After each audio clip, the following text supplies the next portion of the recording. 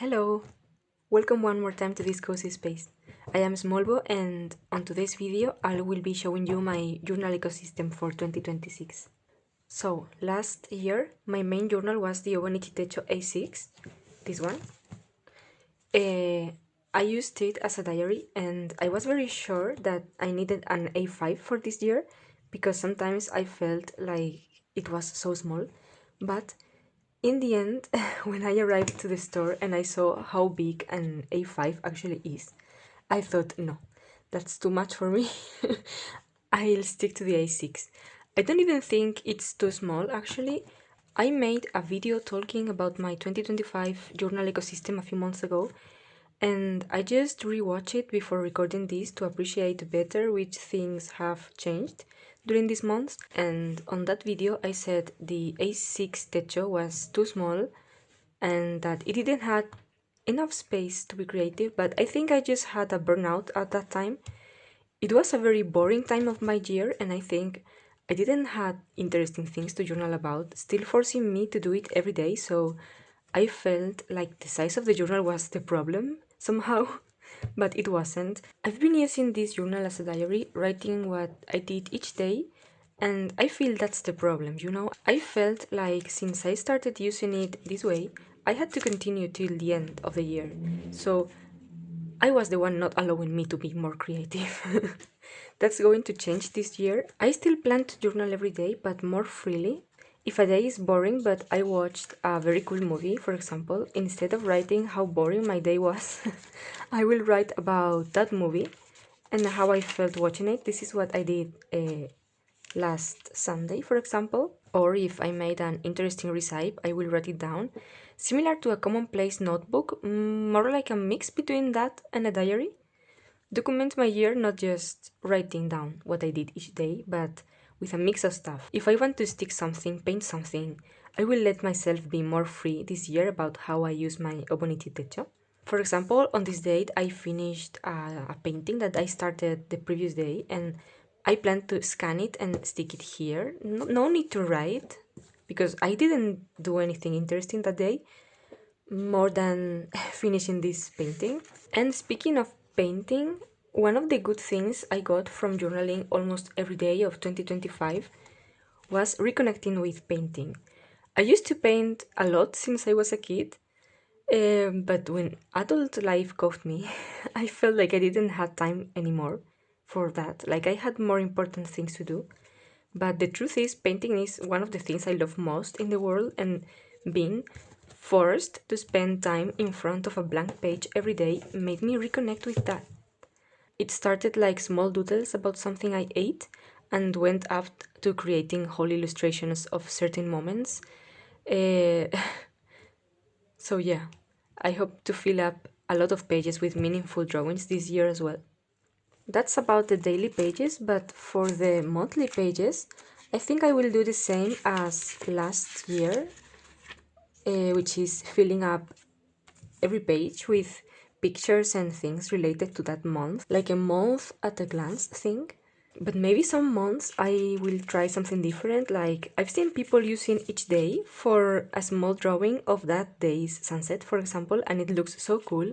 I'm not 100% sure I will be doing something like that, but who knows? As I said, I want to be more free here, so let's just see how the pages turn out.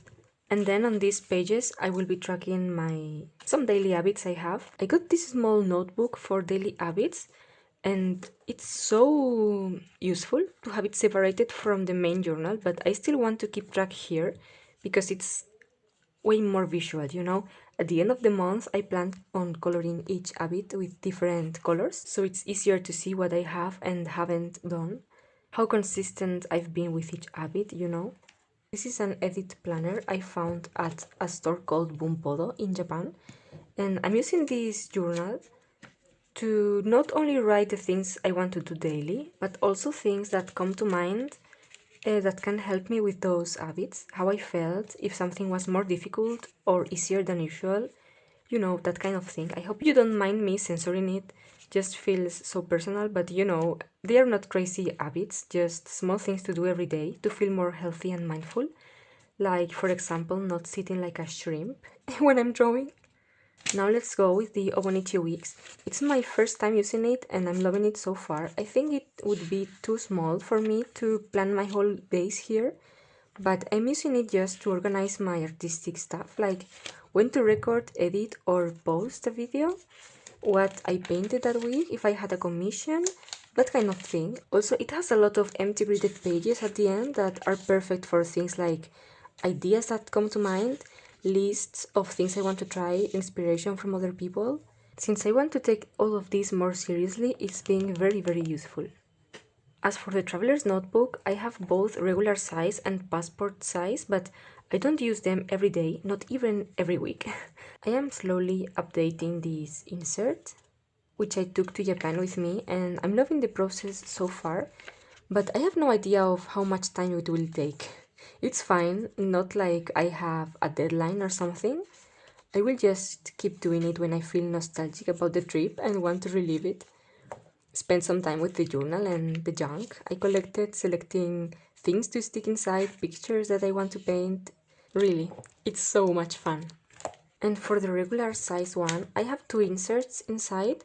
One is this inspiration journal that I started last year, and I'm slowly filling up with other artists' works that I love, notes about things that interest me, and even my own drawings, because seeing them next to the artwork of the people I admire feels so special, and I really recommend doing it if you are into this kind of stuff. I might do a flip through of it someday. And the other insert is this one, so cool. I love the design and I'm using it for painting as well. Well, I still haven't used it since the year started.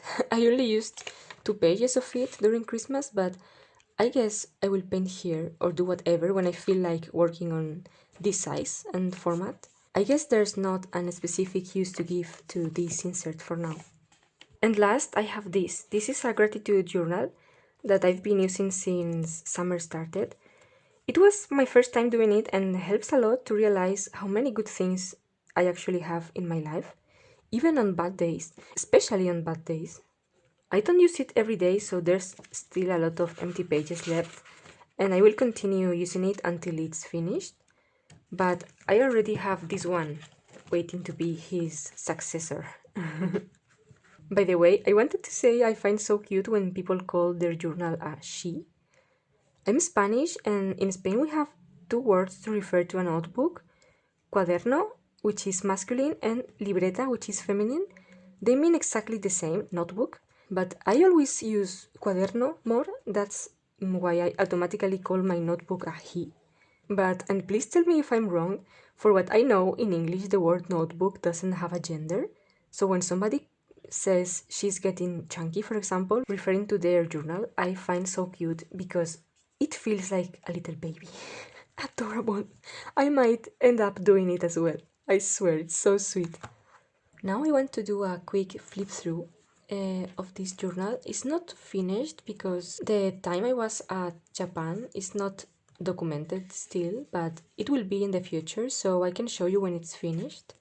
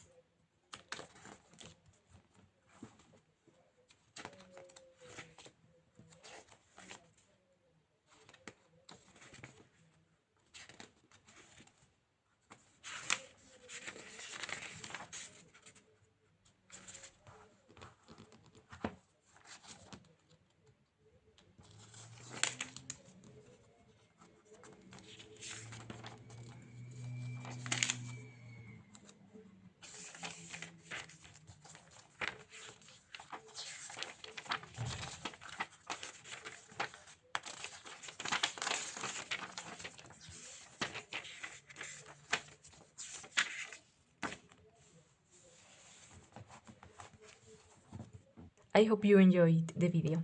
I love to see how other people use their journals, so I'm very happy to share the way I do it as well. If you like and subscribe, you help me a lot. And I also have Instagram where I post drawings, random pages of my journals, and even pictures of my cat sometimes. In case you want to follow, it's on the description box. Thank you so much for watching and see you soon.